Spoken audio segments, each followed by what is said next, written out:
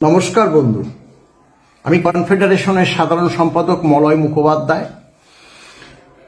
ইতিমধ্যে আপনারা জেনে গিয়েছেন যে আগামী 5ই ফেব্রুয়ারি 2024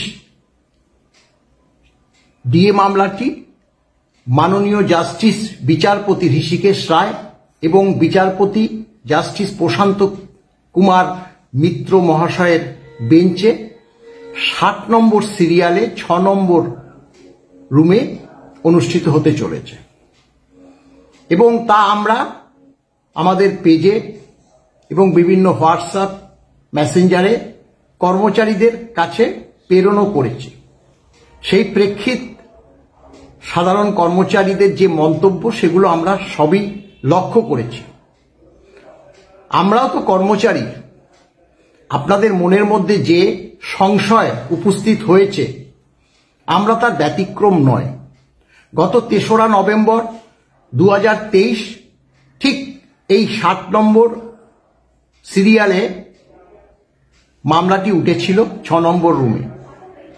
সেখানে মাননীয় জাস্টিস ঋষিকেশ রায় এবং মাননীয় জাস্টিস সঞ্জয় কারোলের বেঞ্চে উঠেছিল। আমরা লক্ষ্য করছি যে এবার বিচারপতি, দ্বিতীয় যে বিচারপতি মাননীয় প্রশান্ত কুমার মিশ্র মহাশয় উপস্থিত থাকবেন। তবে এক্ষেত্রে একটা কথা বলে রাখি, এর আগে আমরা লক্ষ্য করেছি যে দ্বিতীয় জাস্টিস যিনি থাকেন সেখানে পরিবর্তন এর আগেও হয়েছে।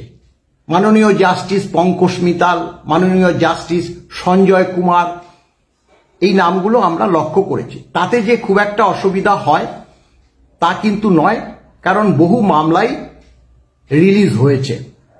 হ্যাঁ, এখন প্রশ্ন হচ্ছে, যেহেতু গতদিন 60 নম্বর সিরিয়ালে থাকার প্রেক্ষিত একটা 16-17 মিনিটে মামলাটি মামলাটি উঠে যাওয়ার পরও মামলাটি বিচারকদ্বয় শোনেননি। তারা সেই দিনই বলেছিলেন 2nd উইক অফ ফেব্রুয়ারি মামলাটি শুনবেন এবং সেই পরিপ্রেক্ষিতে যে অর্ডারটি বেরিয়েছিল কমেন্সিং উইক অফ ফেব্রুয়ারির 5 অর্থাৎ 5 তারিখে যে সপ্তাহটা, সেই সপ্তাহে মামলাটি উঠবে, অর্থাৎ সোম থেকে শুক্রবার। লক্ষ্য করলাম একদম সোমবারই মামলাটি উঠল। সংশয় আমাদেরও আছে স্বাভাবিকভাবে, কারণ আগামী 5 তারিখে যে মামলাটি উঠতে চলেছে সেটা হচ্ছে 11তম। আপনারা সকলেই জানেন মাননীয় মুখ্যমন্ত্রী বিধানসভায় দাঁড়িয়ে বলছেন যে ডিএ দেওয়া হবে না, ডিএ বাধ্যতামূলক নয়, ডিএ ঐচ্ছিক, কিন্তু তারা মামলা লড়ছে। এখন আমরা তো সাধারণ, সাহিত্য সম্রাট বঙ্কিমচন্দ্র চট্টোপাধ্যায়ের যে বঙ্গদেশের কৃষক যে নিবন্ধটি তিনি লিখেছিলেন সেখানে তিনি বলেছিলেন আদালত হচ্ছে পয়সাওয়ালা মানুষের পয়সা খরচ করে তামাশা দেখার একটা জায়গা। তামাশা, সুপ্রিম কোর্টে তামাশা চলছে কিনা স্বাভাবিকভাবেই কর্মচারী সমাজের কাছে একটা প্রশ্ন দেখা দেবে। কারণ আমরা এটাও লক্ষ্য করেছি যে সুপ্রিম কোর্টের প্রধান বিচারপতি তিনি গতদিন ওই 3রা নভেম্বর 2023 একটা মামলার পরিপ্রেক্ষিতে তিনিও স্বীকার করেছেন যে তারিখ পে তারিখ এইভাবে মামলাগুলো সার্বিকভাবেই তিনি বলেছেন ডিলে হওয়া উচিত নয়। স্বাভাবিকভাবে আমরা এবার নিশ্চয়ই আশা করতে পারি যে মামলাটি 5 তারিখ মহামান্য সুপ্রিম কোর্ট শুনবে, শুনে বিচার করবে, করে রায়দান করবে।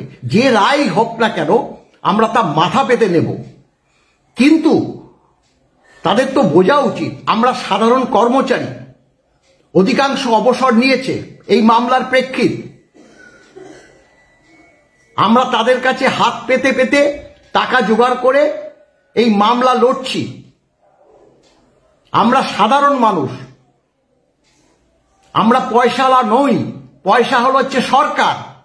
এক একটা মামলাতে কত খরচ হয়। মহামান্য উচ্চ আদালতের একজন বিচারপতিও প্রশ্ন করেছেন যে কত টাকা সুপ্রিম কোর্টে মামলার প্রেক্ষিত সরকার খরচ করছে, সেটা জানানো হোক।